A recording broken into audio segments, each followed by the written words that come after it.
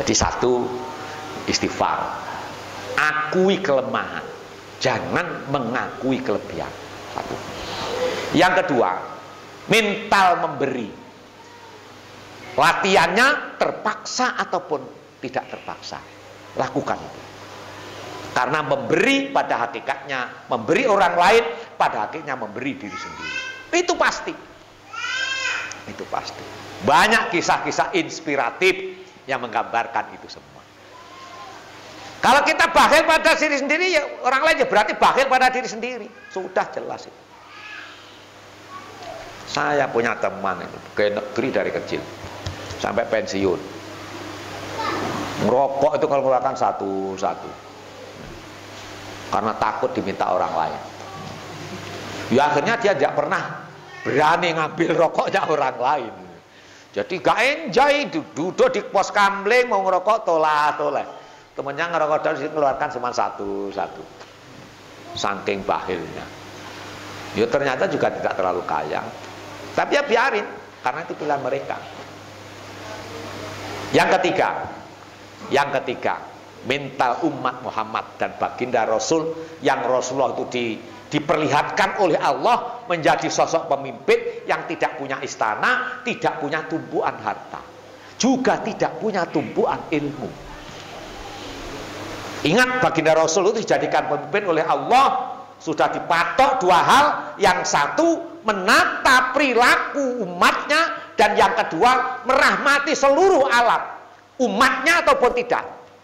Umat yang beriman ataupun tidak, itu dikasih rahmat oleh baginda Rasul. Nah, kita bisa niru dua hal itu pada caranya ada 4 hal itu tadi. Yang ketiga, wal qadhiminal ghaidh. Umat Muhammad yang mujahid, umat Muhammad yang hampir mencapai kesempurnaan kalau dia mampu mengendalikan emosionalnya. Sudah mengendalikan emosional. Karena apa? Ciri-ciri orang yang beriman itu adalah nafsunya dikendalikan oleh imannya. Kita akan kebalik, iman kita dikendalikan oleh ilmu pengetahuan kita. Iman kita dikendalikan oleh emosi kita. Agama kita dikendalikan oleh emosi kita. Jadi wal qadhiminal ghaidh, dikendalikan. Yang berbicara selalu iman. Kalau bahasa baginda Rasul, wa ma yantiqu anil hawa in huwa illa wahyu yuha. Rasulullah memang bodoh di bidang ilmu. Tapi Rasulullah oleh Allah dikasih keistimewaan namanya wahyu. Wahyu itu sumber daripada ilmu. Nah gitu. Jadi kalau dikatakan Rasul bodoh berarti seperti kita. Bukan. Kita kan bodoh-bodoh beneran. Gitu. Rasulullah memang tidak punya ilmu seperti manusia kebanyakan. Tapi sumbernya ilmu wahyu. Wahyu. Makanya Allah tidak mau berdebat dengan siapapun. Tapi Rasulullah memberikan contoh perilaku kehidupan. Lain dengan Sayyidina Ali. Lalu Sayyidina Ali gudangnya ilmu. Sampai Rasul menggambarkan, aku ini gudangnya ilmu, pintu gerbangnya ada di Sayyidina Ali. Yang terkenal kemudian orang Yahudi 10 kelompok memberikan satu pertanyaan yang sama. Tes case kalau Sayyidina Ali orang pinter, maka satu pertanyaan, karena yang bertanya orang 10, jawabannya juga 10 macam. Oh itu populer itu. Sayyidina Ali kasih satu pertanyaan oleh satu kelompok, jawabnya sesuai dengan kehendak kelompok. Kelompok kedua datang, pertanyaannya sama, jawabannya berbeda dengan kelompok pertama, dan seterusnya. Itu terkenal. Dan anehnya, adakah Sayyidina Ali orang kaya? Secara kasat mata beliau dengan menantu baginda Rasul, dengan putra 2 kembar, seringkali juga tidak dapat makanan, sesuap makanan pun. Beliau tidak mengeluh. Beliau menjadi khalifah usia 38 tahun. Khalifah termuda, tercerdas. Tapi beliau dicintai seseorang. Ada yang cinta, ada yang membenci.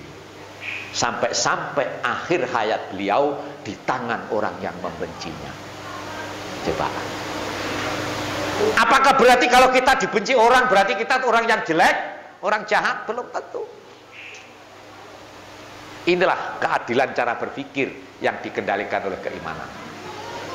Jangan bangga karena kita dipuji-puji orang, jangan berkecil hati karena dimusuhi orang. Wal kadhiminal ghaidh. Sayyidina Ali itu gerbangnya ilmu bagi baginda Rasul. Kehidupannya juga terseok-seok di bidang ekonomi. Tapi beliau menjadi khalifah. Bayangkan itu. Bahkan putra beliau Said Husain wafatnya pun tidak dimandikan, tidak disolati, tidak dikafani.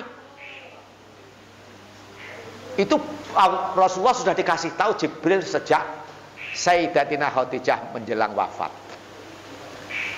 Dikirimi kain kafan dari surga, Jibril menangis. Kok cuma 5 Jibril kain kafan ini?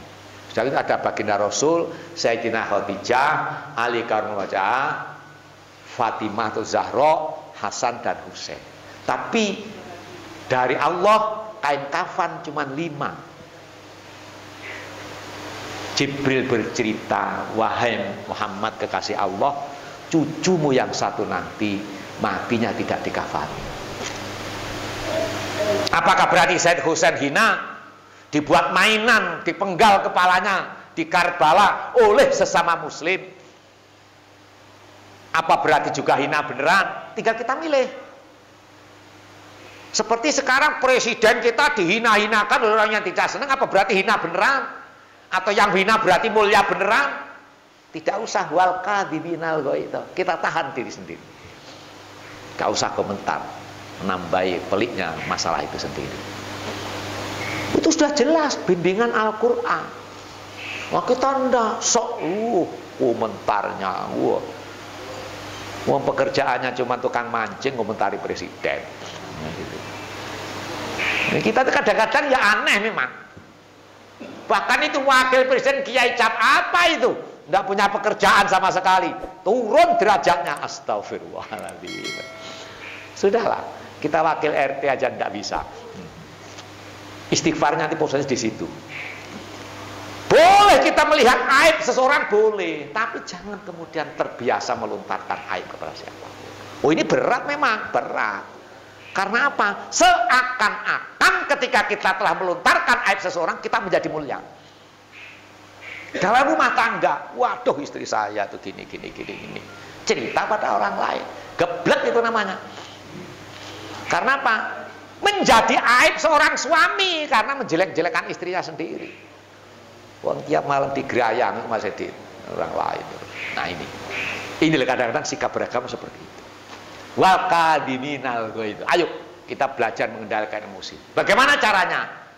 Istiqomahlah sholat, istiqomahlah taat pada Allah. Karena apa?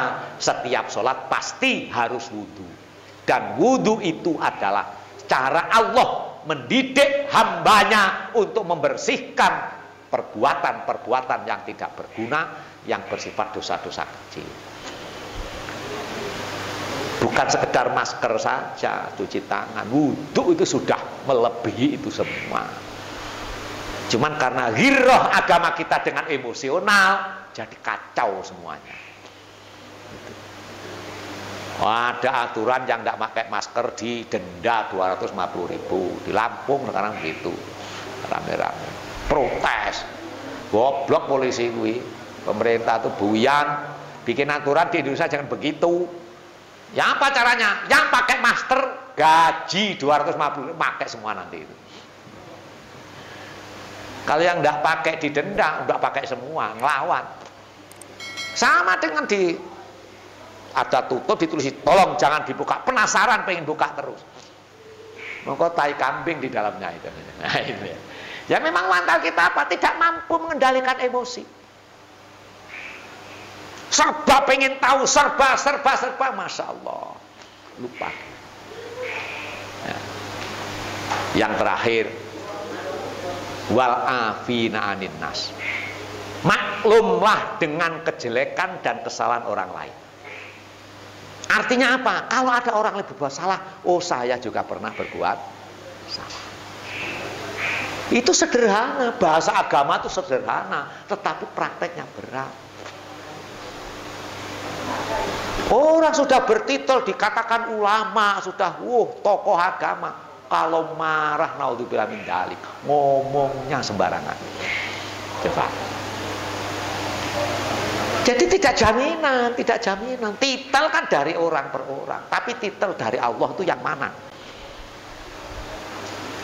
Kita kan seringkali terpengaruh oleh kelakuan orang lain.